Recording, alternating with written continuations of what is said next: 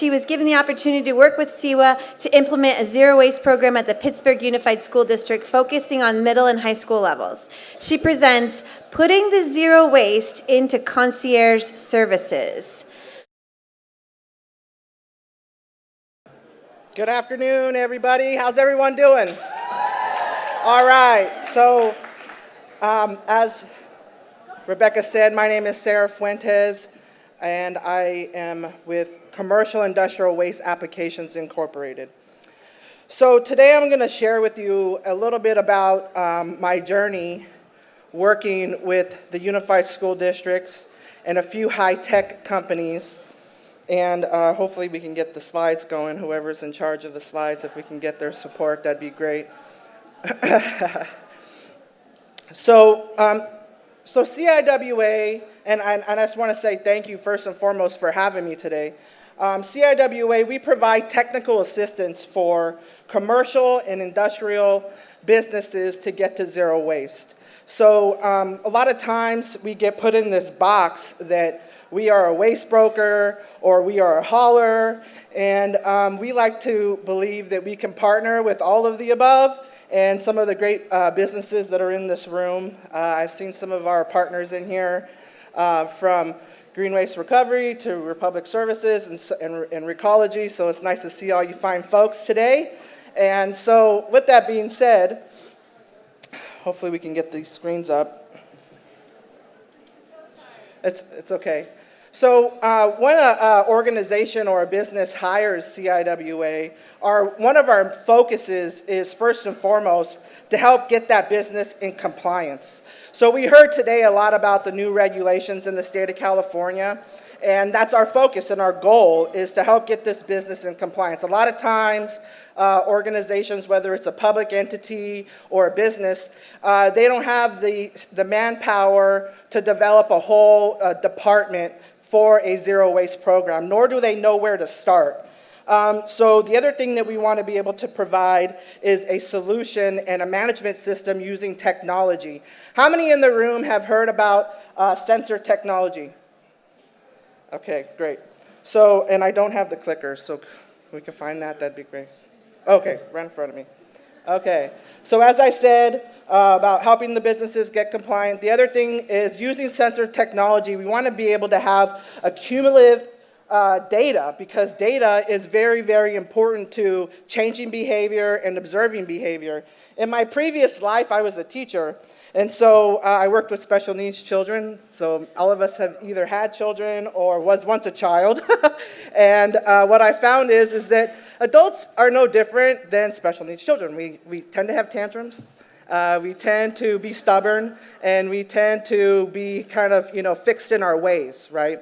And so one of the things that I have found is that when we're trying to solve a problem, we want to be able to, have a solution, right? And so some of the problems that we find in working with the school district is, first and foremost, the proper sorting. But, we all know about the big problem. We're running out of space in the landfill. We're polluting our planet. We're affecting our future generations and our children's, livelihood to be able to drink clean water.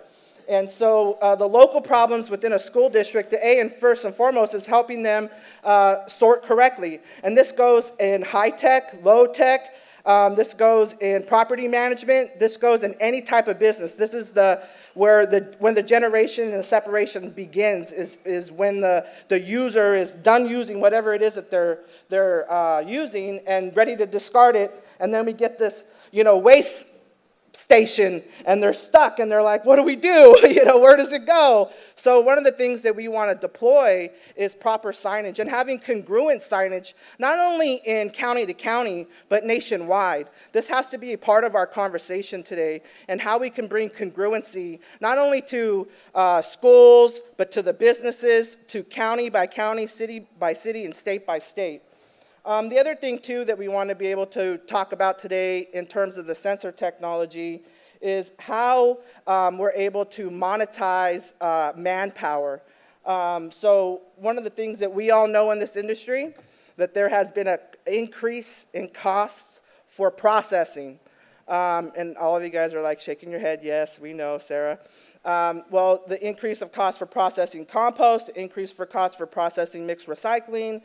And one of the things that this program for using sensors will help us is be able to not only mitigate the cost of manpower on site, but also mitigating the routing for our waste haulers.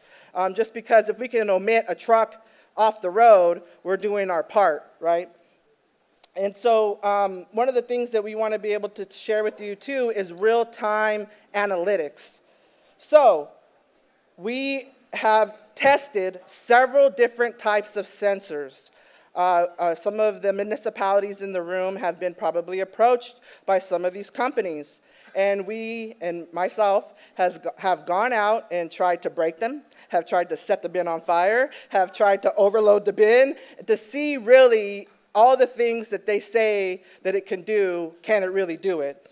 And so what we found is that we've piloted out several programs in different cities, in San Jose, in Pittsburgh, in Alameda, in Albany. And so what we found is that we are getting great metrics to help first and foremost, our customer be able to right-size their containers, which directly decrease the costs for that particular location. So we install, whether it's on a cart or a front-end load dumpster. We can also install on roll-off, but that's a whole nother conversation. And we get information about how full the bin is. It does not tell us, and I want to make sure I'm very clear, it does not tell us the content, okay? Because people always ask, can it tell and read what is inside the bin? That is before we install the sensor, because we have done a waste audit. We have done a waste characterization report. We are training the staff and the faculty to make sure that they're sorting appropriately prior to it getting into the exterior containers. Then, when the hauler will come or the vendor will come and pick up the material, it tells us when, what time they were there. It tells us how full the container was when it was emptied. And then we're able to get this information back to us. Now, the great thing that we have been able to do is to work with any sensor company, and it can read into our CIWA portal. Then we can give it to the different types of businesses, just because maybe a school district doesn't want to know the same information that a high-tech company wants to know, or a property manager, or a municipality. So they're looking for different information, and we're able to customize those reports for that particular type of business. And then we're able to give the overall diversion report. So when we talk, let's see here, the blue button. Here we go. So this is an example of Pittsburgh Unified School District. Just to kind of give you an idea of the impact, it's over 10,000 population, students and faculty. When we started at this school district, they had a budget for over $500,000. And we still use the same vendors. So a lot of times when I get hired on, they're like, oh my God, they're gonna go out to bid, and that's not the case. We have great working relationships with the vendors in the room, and we wanna maintain those relationships. We just wanna give you what you're looking for, which is clean material, right? And properly sorted material.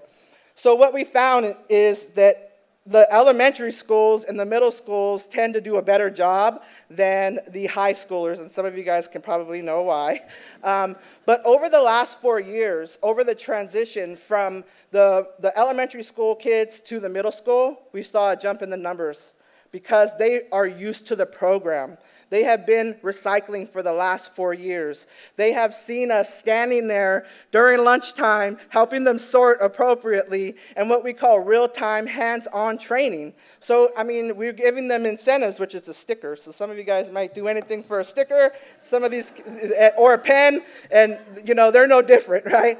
So when we piloted the program at Pittsburgh, they had a budget of a little bit over $250,000.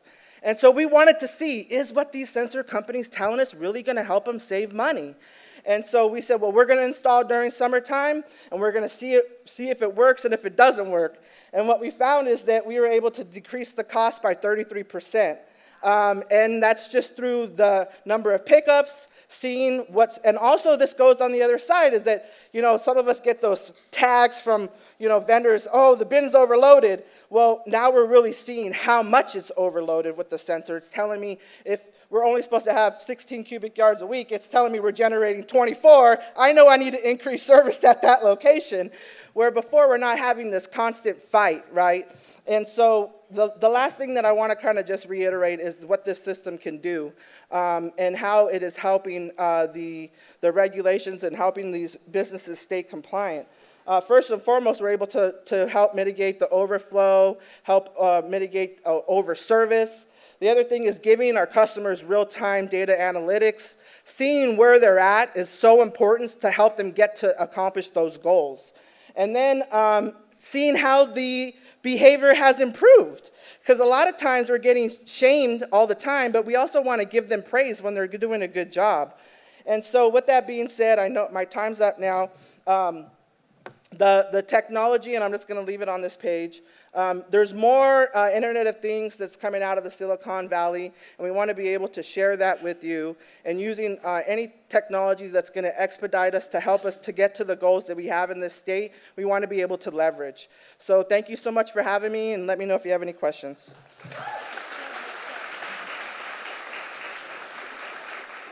So is there any questions for Sara and this system of monitoring? This is the first time we've presented this at Recycling Update, the sensors in the bins, and I think it's coming. Any questions? I don't see anybody. Oh, there's one way back there. I see you. Wave, keep waving, because somebody's headed towards you. Keep waving. Just keep waving. Yes, just keep swimming. Hi, so I'm wondering, obviously you have a lot of really great data here, and I'm wondering if you're creating any GIS mapping for it that people can access that data. I don't know what those words stand for. What's that stand for? Should I clarify what I mean by that? GIS?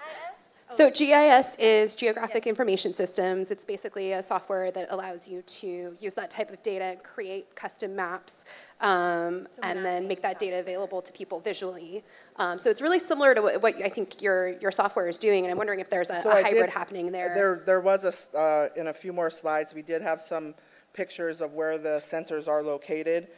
So we have customers that have hundreds of locations, and they have an administrator that maybe needs to log in to see what is going on maybe in Palo Alto. And so we are able to see that on a map as well. The reason why we use this system is for the focus of the business or the municipality or the customer. The haulers directly benefit from it because they maybe have less frequent pickups or less pickups for empty bins, if that makes sense. Yeah. So I don't know if that directly answers your question, and if it doesn't, you could talk to me after. Thank you. Thank you. Yeah, this is the picture right here. Thank you. Thank you so much. This